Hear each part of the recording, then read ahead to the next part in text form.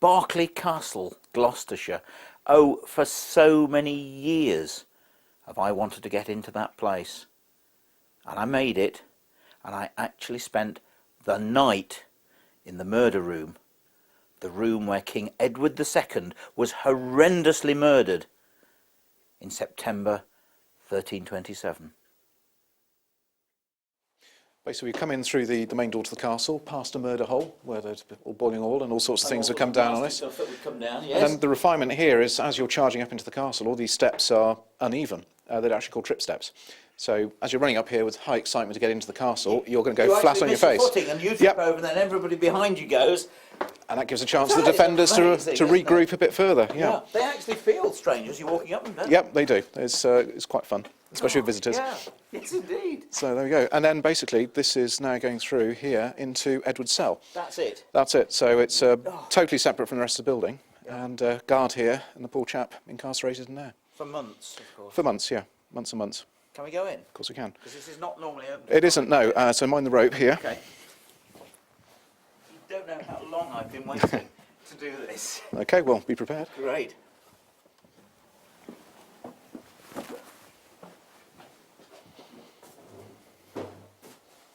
Nobody realises what this means to me, because I tell the story of this room on every lecture tour that I've ever done. Right. It means so much. I mean, so Edward II was in here for 5 months? 18 months is a long old time, because basically he was imprisoned here, and the hope was that he would just die naturally, and that would solve all sorts of problems. Because the king at that time, of course, is appointed only by lineage, and also God is involved with it. Indeed. So to murder a king was pretty horrendous, and especially at feudal times, very unsettled period. So just around the corner from us here, we've got the dungeon, which was originally stacked full of rotting corpses, animals.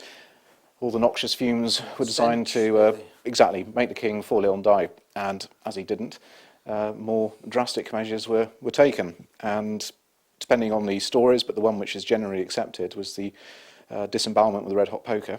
And basically a hunting horn was inserted in his anus, and then a red-hot poker inserted afterwards. 2 reasons. One, poking fun at his probable homosexuality. Indeed, yes. And secondly, no marks on the body. Correct. So you could produce the body and say, the king has died, and what a great tragedy. So that's the grim story of this room. Of course, legend has it that this room is haunted. But I've already asked you this once when we were discussing it earlier. And I said to you, is it haunted in here? No one really knows. I mean, there's the stories of the screams every September, but no one really knows. But the real reason that nobody knows is because people don't come into this room. That's right, isn't it? That's right. The room is locked off. As you saw, we stepped over the rope to get in here. Yes. You've got the viewing gallery through there to the King's Gallery, which is where most of the visitors look through into this room. So, no, this room is pretty much shut off for 99.9% of the time. And so nobody will know whether it's haunted or not. And unfortunately, I'm the wrong person at the moment, because I'm not psychic. Yep. It's broad daylight. I'm overexcited at being here, obviously, and I know the story, so I'm obviously at this moment. Your senses are all tuned in, perhaps just a bit. excited way. So just a lot. Yeah. So nobody knows yet. So who knows? Who knows what we may find in the future? But I mean, the story I have is what you've already mentioned.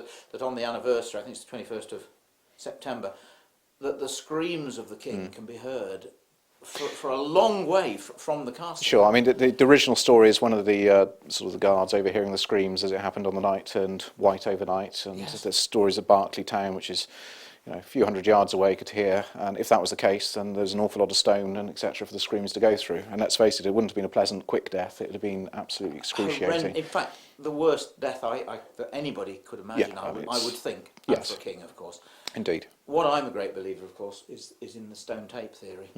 That perhaps not a ghost or a spirit of the king, but the residual energy, the recording of that terrible, tragic, traumatic death, the energy that must have been used in this room as he was dying, I think can cause the recording to be encapsulated in this building and replayed.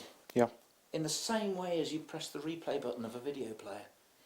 Well, if you're tuned in, you hear it. I mean, it would be fascinating to know what's gone on in this room. Regardless of the murder, all the castle walls would have so many stories, happy and sad, and so it would be fantastic to unlock the secrets. Yes, indeed. Yeah. Tim, thank you so much for letting me Pleasure. in. It's been No problem at all. great privilege for me, and I'd love to come back again. Yep. Thank you very much Okay, indeed. no problem. Thank you.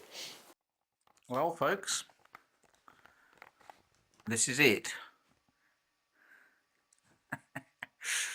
I'm in Edward II's cell, the room where King Edward II was murdered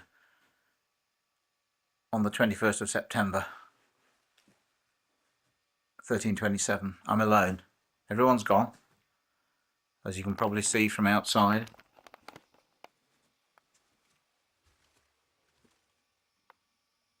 There's nobody here in what you could say is one of the most haunted rooms in Great Britain. And at the moment I'm feeling not too bad because I've still got the lights on. But what it's going to be like when the lights go out, nobody knows. I've got various bits of equipment with me, but of course the most important thing I've got here is the old tape recorder, because this building's full of sandstone, and if there are any recordings, well, it'll probably be with this. If we're going to get anything, I reckon we might well get some sounds. But what I'm actually doing, here's my bed, proper bed, walkie-talkie just in case. I don't know. I've got a cup of tea, but look what the cup of tea is next to.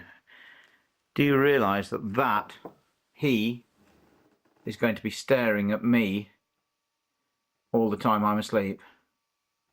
And that I find a little bit disconcerting, to say the least. But I'm extremely tired, and the idea is to actually go to bed and see what happens. So I'm going to position the camera, leave it on, put the cassette player on and see what happens. Tape recorder, walkie-talkie just in case.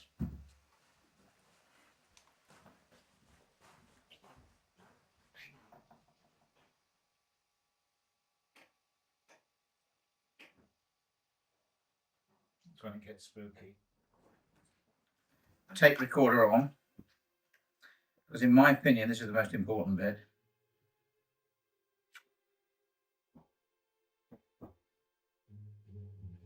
There we go. Tape recorder.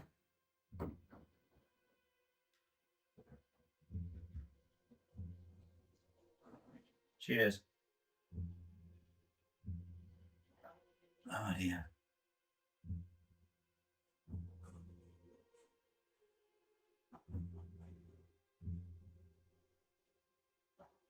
To be honest with you, oh gosh, the thoughts of where I am, there aren't many people in this country, or possibly in the world, that can actually say that they've done or are doing what I'm doing tonight in such a historic room where history was made and where someone suffered so badly here in this room.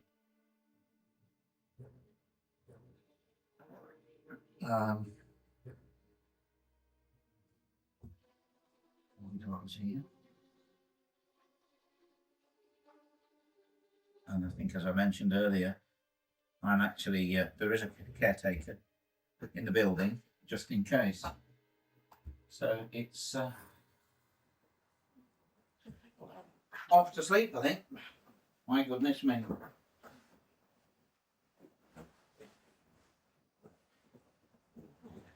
Will I do it? Will I stay the night? I don't know. There's a bat in here. There's no point. It's sleep time. I have to go to sleep, basically. It's sleep tight. Don't let the bed bugs bite. Basically.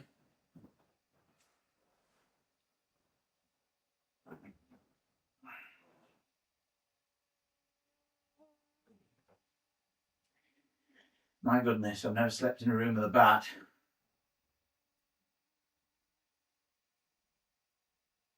Fluttering around all night. I may have to go under the bedclothes. Jesus. Let's see it. Jeez. Actually fluttering around me all the time. I don't know whether this is such a good idea. Damn it, Richard. Can you hear me, over? Go ahead, Richard, over. I'm just settling down for the night. We'll try to. Of course, there's a bat in the room, isn't there? Is there? Yeah. Yes. Have you ever heard of bats actually landing on people, or do they not do that? Over. No, I think they just sit in the rafters and squeak. This one's flying round and round and round. Frightened me to death at first, as you can imagine. Over. Just put your head under the covers, you'll be fine. That's how I used to sleep when I was a child, because I was frightened of ghosts, not bats. Just put your head under the covers.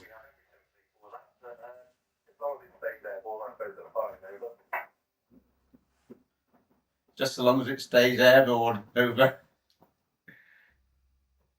Yeah, sorry, it's not much else to say. I don't think you can even open the window then. I don't think I can. I mean, have you heard of bats doing anything stupid like landing on people, over? I think most bats can stay clear of big things like us. All the old white cells get caught in the hair and things like that. I think it will just wander around in there and then probably get bored. Mostly they fly out in the courtyard, so no, I don't think it's going to land on your opening. Jolly good. Well, we live in hopes. Good night. Good night, sleep well.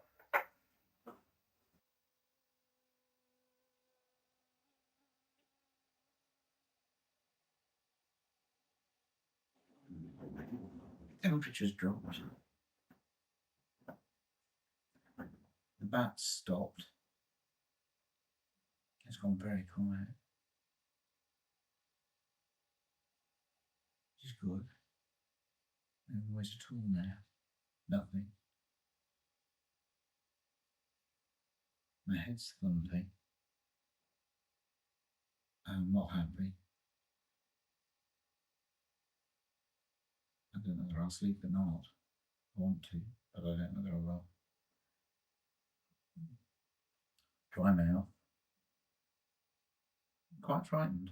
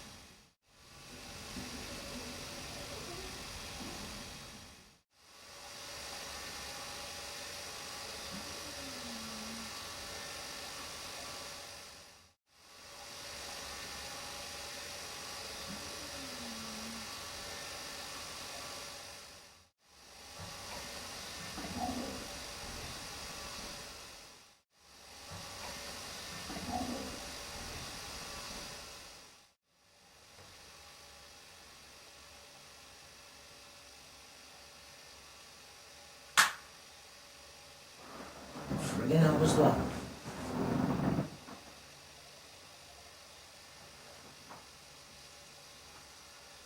We got that on top of a real loud click. Why should a ghost do that? I don't know.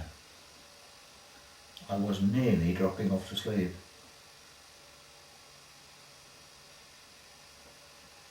I don't know.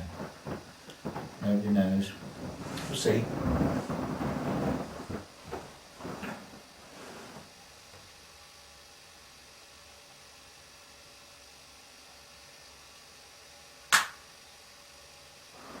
Friggin' hell was that?